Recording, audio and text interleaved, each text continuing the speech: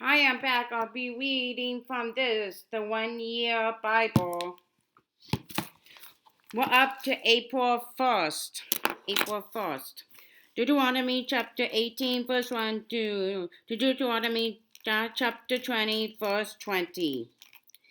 The priests, who are Levites, indeed the whole tribe of Levi, are to have no allotment or inheritance. With Israel, they shall live on the offerings made to the Lord by fire, for that is their inheritance. They shall have no inheritance among their brothers. The Lord is, the Lord is their inheritance as he promised them. This is the share due the priest from the people who sacrifice a bull or a sheep, the shoulder, the jowls, and the inner parts. You are to give to give them the first fruits of your grain, new wine, and oil, and the first wool from the shearing of your sheep. For the Lord your God has chosen them and their descendants out of all your tribes to stand and minister in the Lord's name always. Always. If a Levite moves moves from one of your towns anywhere in Israel where he is living and comes in all holiness to the place the Lord would choose, he may minister in the name of the Lord his God, like all his fellow Levites who serve there in the presence of the Lord. He is to share equally in their benefits, even though he has received money from the sale of family possessions. When you enter the land the Lord your God is giving you, do not learn to imitate the detestable ways of the nations there. Let no one be found among you who sacrifices his son or daughter in the fire, who practices divination or sorcery, interprets omens, engages in witchcraft, or casts spells, or who is a medium or spiritualist, or who consults the dead. Anyone who does these things is detestable to the Lord, and because these detestable practices, the Lord your God will drive out those nations before you. You must be blameless before the Lord your God. The nations you will dispossess. Listen to those who practice sorcery or defiation, but as for you, the Lord your God has not permitted you to do so. The Lord your God will raise up for you a prophet like me from among your own brothers. You must listen to him. For this is what you ask of the Lord your God at Horeb on the day of the assembly, when you said, Let us not hear the voice of the Lord our God, nor see this great fire anymore, or we will die.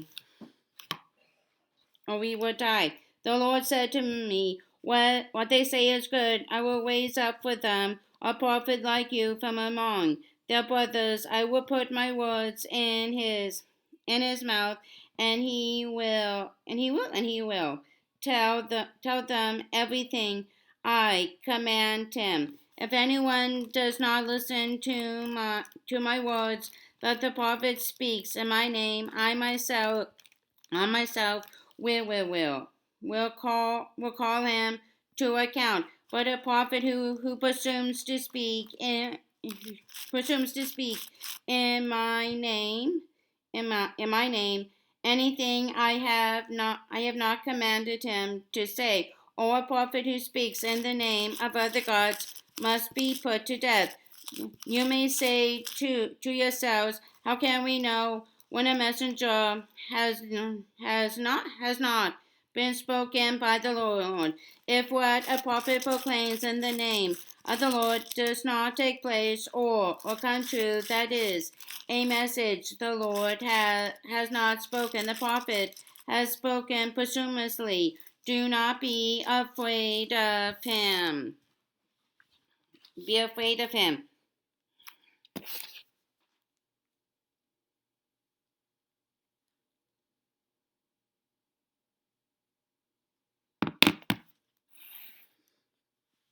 Be afraid of him. Deuteronomy chapter 19. When the Lord your God has destroyed the nations, whose lands he has given you, and when you have driven them out and settled in their towns and houses, then set aside for yourselves three cities centrally located in the land the Lord your God is giving you to possess. Build roads to them and divide into three parts the land the Lord your God is giving you as an inheritance, so that anyone who kills a man may flee there. This is the rule concerning the man who kills another and flees there to save his life. One who kills his neighbor unintentionally without malice aforethought. For instance, a man may go into the forest with his neighbor to cut wood, and as he swings his axe to fell a tree, the head may fly off and hit his neighbor and kill him. That man may flee to one of these cities and save his life. Otherwise, the avenger of blood might pursue him in a rage, overtake him if the distance is too great, and kill him, even though he is not deserving a death, since he did it to his neighbor without malice aforethought. This is why I command you to set aside for yourselves 3 cities. If the Lord your God enlarges your territory, as he promised on oath to your forefathers, and gives you the whole land he promised them, because you carefully follow all these laws I command you today, to love the Lord your God and to walk always in his ways, then you are to set aside 3 more cities. Do this so that innocent blood will not be shed in your land, which the Lord your God is giving you as your inheritance, and so that you will not be guilty of bloodshed. But if a man hates his neighbor and lies in wait for him, assaults and kills him, and then flees to one of these cities, the elders of his town shall send for him, bring him back from the city, and hand him over to the avenger of blood to die. Show him no pity. You must purge from Israel the guilt of shedding innocent blood, so that it may go well with you. Do not move your neighbor's boundary stones set up by your predecessors in the inheritance you receive in the land the Lord your God has given you to possess. One witness is not enough to convict a man accused of any crime or offense he may have committed. A matter must be established by the testimony of 2 or 3 witnesses. If a malice witness takes the stand to accuse a man of a crime, the 2 men involved in the dispute must stand in the presence of the Lord before the priests and the judges who are in office at the time. The judges must make a thorough investigation, and if the witness proves to be a liar, giving false testimony against his brother, then do to him as he intended to do to his brother. You must purge the evil from among you. The rest of the people will hear with this and be afraid, and never again will such an evil thing be done among you. So no pity. Life for life, eye for eye, tooth for tooth, hand for hand, foot for foot. Deuteronomy chapter 20. When you go to war against your enemies and see horses and chariots and an army greater than yours, do not be afraid of them, because the Lord your God, who brought you up out of Egypt, will be with you when you are about to go into battle. The priest shall come forward and address the army. He shall say, Hear, O Israel, today you are going into battle against your enemies. Do not be faint-hearted or afraid. Do not be terrified or give way to panic before them, for the Lord your God is the one who goes with you to fight for you against your enemies, to give you victory. The officers shall say to the army, Has anyone built a new house and not dedicated? Let him go home, or he may die in battle, and someone else may dedicate it. Has anyone planted a vineyard and not begun to enjoy it? Let him go home, or he may die in battle, and someone else enjoy it. Has anyone become pledged to a woman and not married her? Let him go home, or he may die in battle, and someone else marry her. Then the officers shall add, Is any man afraid or faint-hearted? Let him go home, so that his brothers will not become disheartened too. When the officers have finished speaking to the army, they shall appoint commanders over it. When you march up to attack a city, make its people an offer of peace. If they accept and open their gates, all the people in it shall be subject to forced labor and shall work for you. If they refuse to make peace and they engage you in battle, lay siege to that city, when the Lord your God delivers it into your hand, put to the sword all men in it. As for the woman, the children, the livestock, and everything else in the city, you may take these as plunder for yourself, and you may use the plunder the Lord your God gives you from your enemies. This is how you are to treat all the cities that are at a distance from you and do not belong to the nations nearby. However, in the cities of the nations the Lord your God is giving you as an inheritance, do not leave alive anything that breathes. Completely destroy them. The Hittites, Amorites, Canaanites, Perizzite, Hivits, and Jebusites, as the Lord your God has commanded you. Otherwise, they will teach you to follow all the detestable things they do in worshiping their gods, and you will sin against the Lord your God when you lay siege to a city for a long time, fighting against it to capture it. Do not destroy its trees by putting an axe to them, because you can eat their fruit. Do not cut them down. All the trees of the all the trees of the field, people, that you should besiege them. However, you may cut down trees that you know are not fruit trees, and use them to build siege works until the city at war with you falls. Luke chapter 9, verses 28 to 50. About 8 days after Jesus said this, he took Peter, John, and James with him, and went up onto a mountain to pray. As he was praying, the appearance of his face changed, and his clothes became as bright as a flash of lightning. Two men, Moses and Elijah, appeared in glorious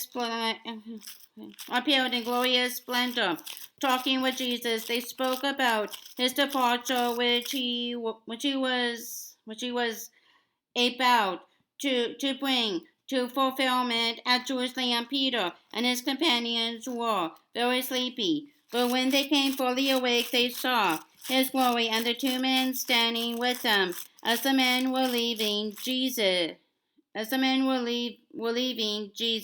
Peter said to him, Master, it is good for us to be here. Let us put up 3 shelters, one for you, one for Moses, and one for Elijah. He did not know what he was saying. What he was saying.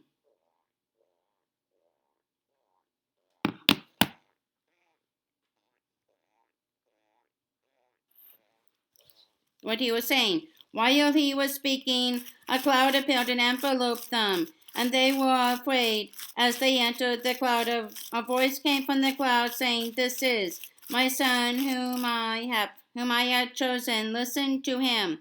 When the voice had spoken, they found that Jesus was alone. The disciples kept this to themselves and told no one at that time what they had seen. The next day, when they came down from the mountain, a large crowd met him. A man in the crowd called out, Teacher, I beg you to look at my son, for he is my only child.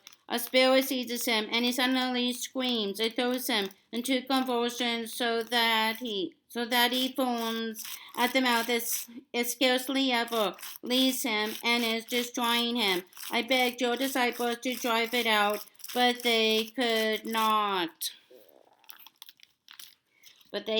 Oh, unbelieving and perverse generation, Jesus replied, How long shall I stay with you and put up with you? Bring your son here. Even while the boy was coming, the demon threw him to the ground in a convulsion. But Jesus rebuked the evil spirit, healed the boy, and gave him back to his father. And they were all amazed at the greatness of God. While everyone was marveling at all that Jesus did, he said to his disciples, Listen carefully to what I am about to tell you. The Son of Man is going to be betrayed into the hands of men. But they did not understand what this meant. It was hidden from them so that they did not grasp it, and they were afraid to ask him about it. An argument started among the disciples as to which of them would be the greatest. Jesus, knowing their thoughts, took a little child and had him stand beside him. Then he said to them, Whoever welcomes this little child in my name welcomes me, and whoever welcomes me welcomes the one who sent me. For he who is least among you all, he is the greatest. Master, said John, we saw a man driving out demons in your name, and we tried to stop him because he is not one of us. Do not stop him, Jesus said, for whoever is not against you is for you. Psalm chapter 73, verses 1 to 28. A psalm of Asaph. Surely God is good to Israel, to those who are pure in heart. But as for me, my feet had almost slipped. I had nearly lost my foothold, for I envied their wilderness. When I saw the prosperity of the wicked, they have no struggles. Their bodies are healthy and strong. They are free from the burdens common to man. They are not plagued by human ills. Therefore, pride is the necklace. They clothe themselves with violence. From the callous hearts comes iniquity.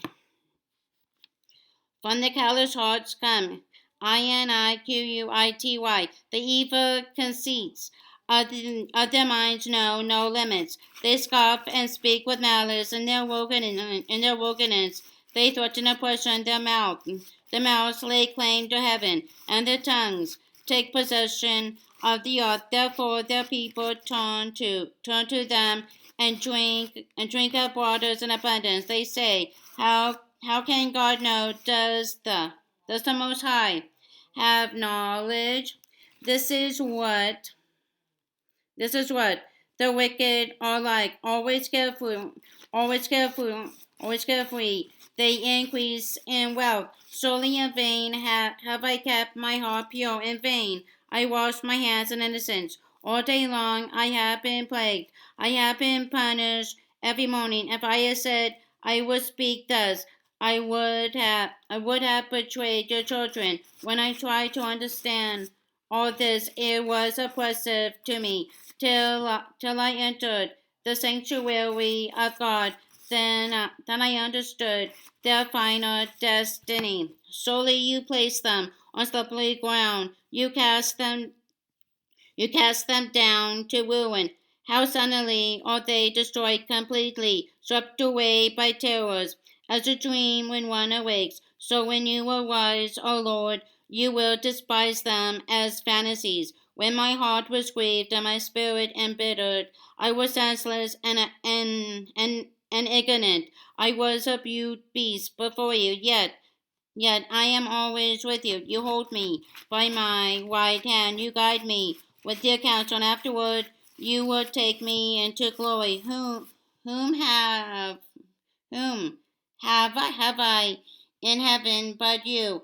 And earth has nothing I desire beside you. My flesh and my heart may fail, but God is the strength of my heart and my portion forever. Those who are far from you will perish. You destroy all who are unfaithful to you. But as for me, it is good to be near God. I have made the sovereign Lord my refuge. I will tell of all your deeds. Of all your deeds. Proverbs chapter 12, verse 10. A righteous man cares for the needs of his animal, but the kindness act of the wicked are cruel. Okay, that's the end for April 1st. Okay, bye for now.